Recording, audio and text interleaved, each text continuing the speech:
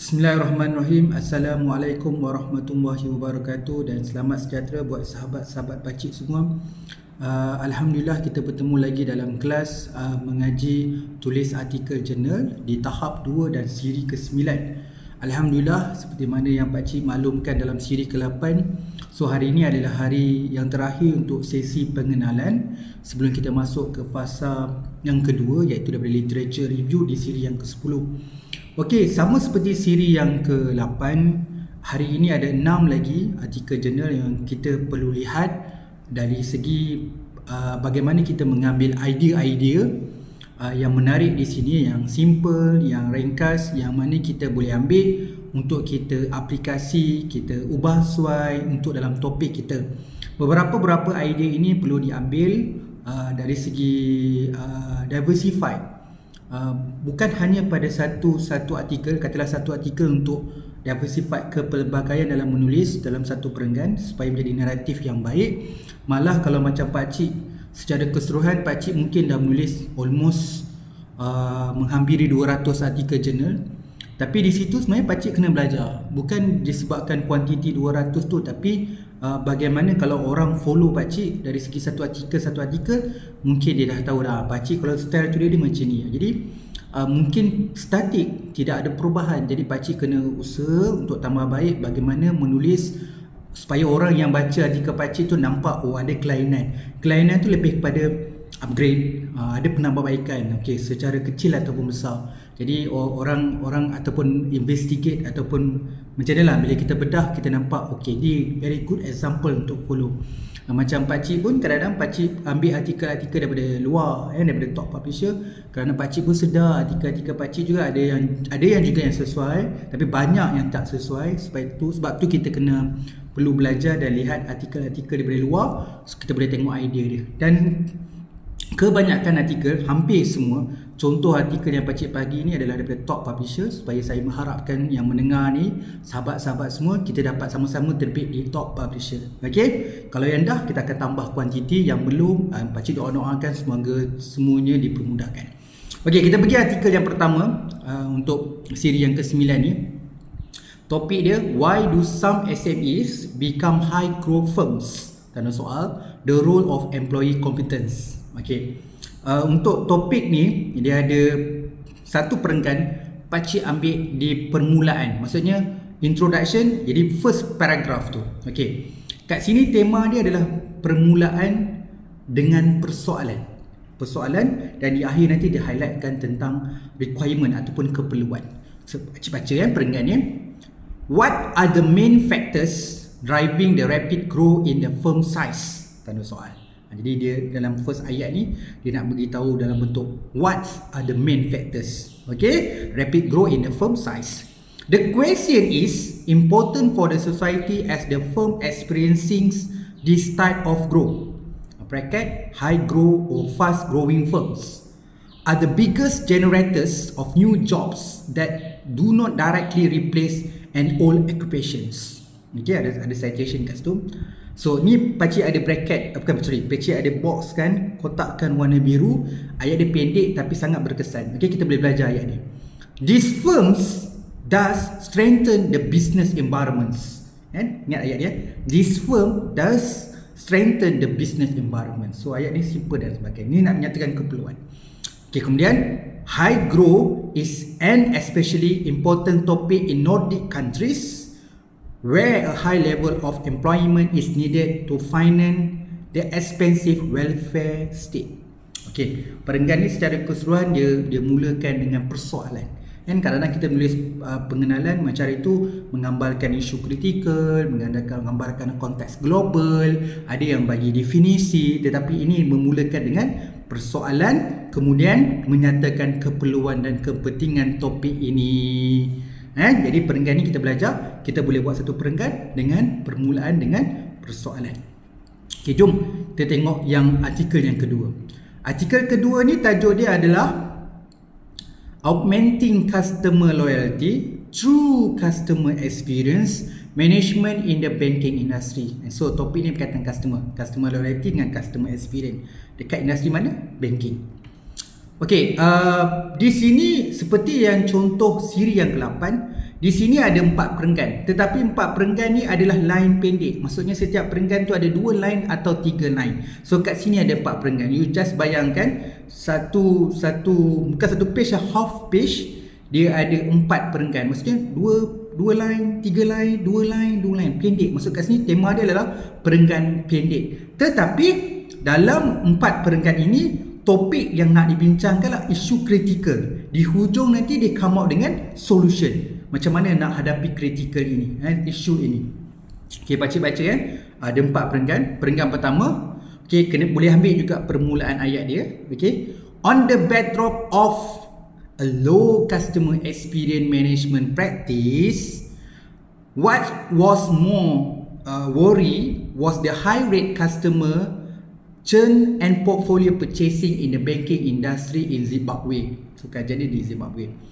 Okay, tadi customer experience management practice, itu yang critical dia, low customer experience management practice. So perenggan yang kedua, keyword dia kat sini adalah consumer switching behavior record an average of 9% between the year 2014 and 2016. However, it rose to 11% in 2017, and alarmingly by the year 2008 it stood at 21%.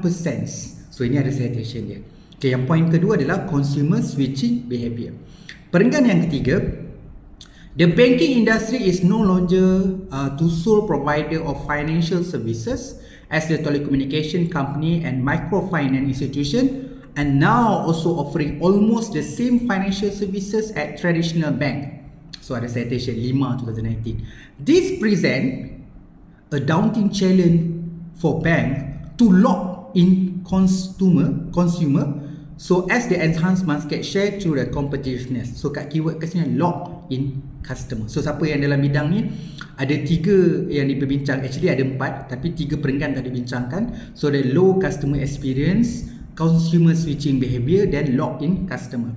Perenggan yang terakhir, this study therefore aim to bridge the problem of the customer attritions, portfolio purchasing and churning behavior through customer experience management practice. Sebab tu topik tadi adalah customer loyalty dengan customer experience. So ada 5 perkara kat sini dia tekankan: low customer experience, consumer switching behavior, lock in consumer, consumer attritions, last sekali adalah consumer experience. So ada 5 perkataan yang Pakcik letak critical and challenge, dan last sekali itu dia come out dengan solution. So that's why kajian ini dia nak selesaikan masalah customer tadi yang critical tadi. Okay, ini perenggan pendek tetapi menggambarkan critical dengan solusi. Okay, kita pergi perenggan yang seterusnya. Kita pergi yang artikel seterusnya.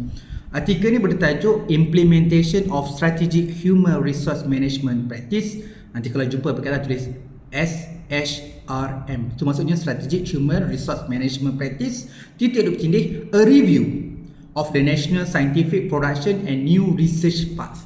Okay, so kat sini ada satu perenggan.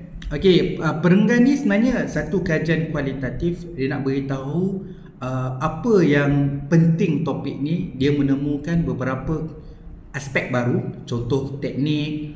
Okay, kemudian daripada satu proses kajian ini menemukan dalam kes ni cakap ada menemukan tema. So dia menemukan 9 tim dalam kajian ni dalam HRM, Strategic Human Resource Management. Okay, kita go through paragraf dia. Okay, ada 1, 2, 3, 4, 5, 6, 7, 8. Maksudnya ada 8 line, satu perenggan.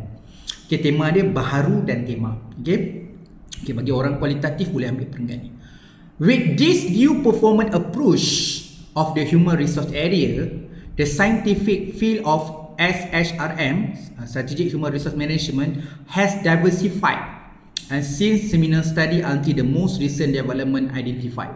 So kat sini ada 2 keyword yang kita boleh belajar, iaitu new performance approach, okay, dan satu lagi diversified. So justifikasi diversified juga boleh diambil dalam research, okay. Furthermore, we observe, lagi sekali kita boleh ada tahu ni adalah kajian kualitatif bila menggunakan we. Biasa kalau dalam kuantitatif cakap this study. Okay, we observe more complex study through the inclusion of new organizational variable. Lagi sekali satu keyword lagi. Perkataan kat sini adalah inclusion of new organizational variable which are determinant to the better understanding of this research field according to ada beberapa citation. The author identify the 7 main themes. So kajian ni lah, penyelidik ini menemukan 7 tema utama berkaitan dengan SHRM and describe the main thematic fields explored in the study carried out by them. Besides point out the time frame in which the change occurred, such information is summarized. So kemudian jelas sekali semua perkara ni yang berkaitan dengan variable ini diterjemahkan juga dalam konteks time frame yang diterjemahkan dalam pakcik pun dah beritahu kat sini, information in summarized in figure 1. Maksudnya dalam perenggan ini juga dia macam yang siri yang ke-8 pakcik tunjukkan satu artikel ni yang mana dia lampirkan ataupun masa dia cerita bahagian pengenalan dia bagi gambar rajah. So yang ni dia bagi jadual pula. Okay, next slide you akan nampak rajah ni ataupun jadual. Jadual ni menggambarkan ada 2 elemen. Yang belah kiri tu dia macam kita panggil time frame. Dia ada pada awalnya 1980, lepas tu 1990 dan since 2000. So belah kanan tu dia bagi information ataupun dia bagi factor and information. So dalam perenggan ini selain sesuai untuk kajian kualitatif, highlightkan beberapa keyword, contohnya new performance approach, the inclusion of new organization variable, ada 2 perkataan new and new, kemudian diversified, kemudian cerita pasal new team yang dia come out dengan 7 main team. Kemudian dia tunjukkan juga dalam gambar dalam bentuk factors and time frame dalam jadual. Ini kelebihan topik ini ataupun artikel ini. Kemudiannya kita pergi yang seterusnya. Tajuk dia adalah addressing STEM, in the context of teacher education. Addressing STEM in the context of teachers education. Ini adalah satu perenggan di last sekali. Kalau dalam pengenalan dia last sekali. So dia punya tema perenggan ni adalah kesimpulan menegaskan kepentingan. Maksudnya dia nak beritahu kepentingan kajian ini dan juga apa sumbangan yang boleh diberi. Jadi keyword kat sini adalah kesimpulan dalam menegaskan kepentingan. Topik dia adalah yang STEM tadilah. Teachers education ni perenggan ya, baca-baca. Teachers education, does play a crucial role in the shaping how STEM is perceived, taught, learned and practiced, and how the next generation workforce is provided. Pakcik ada apa? Box kan, ada kotak kan warna hijau, nanti pakcik cerita. Tapi keyword tadi adalah shaping. So play a crucial role play a crucial role in shaping how STEM. Point yang kedua. And how the next generation workforce in provide bona fide 21st century skills to meet the need driven by mechanism functioning in today's society. Jadi kat sini bona fide 21 century skill. So tu keyword dia, bona fide 21 century skill. With this in mind, some issue concerning STEM in the context of the teacher education warrants a little discussion here. Jadi ada beberapa keyword kat sini sangat penting. Shaping, bona fide, 21st century skills, some issue warrant a little discussion. So nak tekankan bahawa topik STEM ni penting, kepentingan dia untuk menjalankan penyelidikan dan seterusnya mengeluarkan sumbangan. So perenggan ni ada 1, 2, 3, 4, 5 line nak menggambarkan kesimpulan, menegaskan kepentingan. Kita boleh ambil idea ni di perenggan terakhir di bahagian pengenalan. Kemudian seterusnya topik dia adalah ataupun tajuk dia adalah associations between learning environments, factors and student satisfaction among occupational therapy students. Baca ulang balik, associations between learning environment, factors and student satisfaction among occupational therapy students. Ni ada 2 perenggan, tapi walaupun 2 perenggan, sebenarnya ini adalah perkara sama macam tadi. Kita tulis di bahagian terakhir, tulis 1 atau 2 perenggan di bahagian terakhir di pengenalan. Pakcik ada kotak warna biru, dia gunakan in summary, study aim. Jadi 2 perkara ni adalah di bahagian terakhir ataupun perenggan terakhir bagi bahagian pengenalan. So yang pertama perenggan pertama, in summary, student satisfaction is an issue that warrant attention as they may be related to a number of important factors. This include not only the economy of higher educations, but also individual student performance and education quality. Knowledge of how learning environment variable relate to the student satisfaction is therefore vital for improving and quality of education program. Improving the factors of importance for student satisfaction can be instrumental to achieve the aim of continued education quality. Walaupun dia sebenarnya nak kita akan merumuskan kepentingan topik, tetapi pakcik ada juga boxkan warna hijau. Poin yang pertama, kita pun boleh ambil, kita boleh belajar. Pertama, dia highlightkan issues yang perlu berikan perhatian. Kemudian dia highlight not only, ini kita kena belajar juga. Bila tulis this include not only, kemudian but also, perkataan but ataupun however. Kemudian ditegaskan vital for improving. Kemudian dia fokuskan, dia beritahu kat sini achieve the aim of continue. Tu ayat dia, achieve the aim. Ayat panjang dia tadi, achieve the aim of continue education quality. Jadi kita boleh ambil ayat achieve the aim continue tu, vital for improving, but also not only issue that warrant attention. Jadi perkara-perkara ini kita boleh jadikan satu macam copywriting dalam artikel kita. Tapi kita pergilah pada topik-topik kita. Okey. Kemudian artikel ni kemudian dia ambil perenggan kedua dia menyatakan objektif. Jadi macam itulah. Study aim, dia macam italic kan. The aim of this study occupational therapy student in Norway was to examine. Titik begini. Jadi dia buat point-point. Objektif 1, objektif 2. Dekat sini dekat study aim lah. Tapi sebenarnya study itu adalah objektif. So study aim yang pertama, the stringent relationship between 5 learning environment scale embedded with one measures. Yang kedua, the association between each of these skill and overall measure of student satisfaction while adjusting for individual background variable. Jadi artikel ni dia mulakan satu perenggan tu cakap summary berkaitan kepentingan topik. Yang kedua, dia beritahu dalam kajian ini terdapat dua objektif atau aim yang ditulis secara point and point. Okey, seterusnya topik dia adalah the use and benefit of management accounting practice in Libya Oil Company. The use of benefit of management accounting practice in Libya Oil Companies. Okey, bahagian ni artikel yang terakhir. Okey, sangat pendek. Dia ada 1, 2, 3, 4, 5. So biasa ni tertulis di bahagian tengah-tengah. Okey, ini biasa. Seorang penulis biasa buat benda ni. So tema dia kat sini adalah kekuatan topik. Kekuatan topik. Okey, dia dalam perenggan ni pakcik baca dulu, tapi sambil-sambil tu pakcik explain. Dia mulakan ayat companies use management accounting. Company use management accounting with different method and tools. Okay, biasanya kita dalam menulis apa-apa pun topik, dalam topik ni management accounting menggunakan method dengan alat yang berbeza. Dia bracket traditional and contemporary to assess the operation. Maksudnya kalau kita nak tulis bahasa lain, dalam apa-apa topik, apa-apa proses pun, dalam kes ni management accounting, kita boleh gunakan pelbagai kaedah dan juga alas untuk memastikan operasi kita efisien. Kemudian sambung those method help them. Kemudian kita beritahulah method dengan tool tadi, those method help them plan, direct and control operating cost and to achieve their target. Jadi kita beritahulah tujuan kita guna benda ni untuk apa. It recognize that management accounting practice are important for the success. Kemudian kita provekan kenapa kita nak kena pakai method ni. Dia sebenarnya satu benda yang penting untuk kita sukses dalam company. Jadi kita kena prove, kita kena ada buat citation.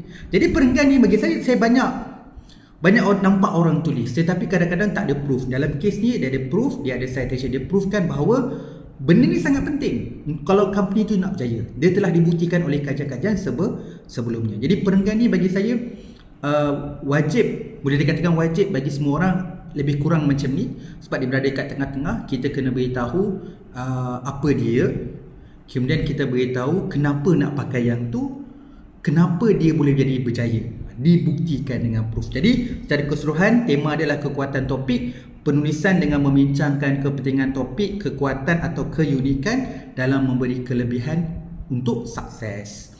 Okay, Alhamdulillah 6 artikel telah kita bedah untuk kita belajar. Saya rasa cukup ya sebenarnya. Banyak sampai ke siri yang ke-9 kita belajar, daripada abstrak sampailah pengenalan. Saya harap semuanya dapat perhatikan Selepas ini mungkin sebelum kita masuk literature review, pakcik akan summary-kan, maksudnya pakcik akan bagi balik video dan slide, dan pakcik akan bagi kedua-duanya itu untuk buat ulang kaji supaya kita sampai ke level kedua. Minta sangat-sangat sebab kadang-kadang ada yang tanya dekat bahagian saya ditanya di WhatsApp, tapi kadang soalan-soalan itu rakan-rakan lain pun sedar, saya minta maaf kadang-kadang tak respon. Kadang-kadang soalan itu sebenarnya ada dekat video dan juga ada dekat slide.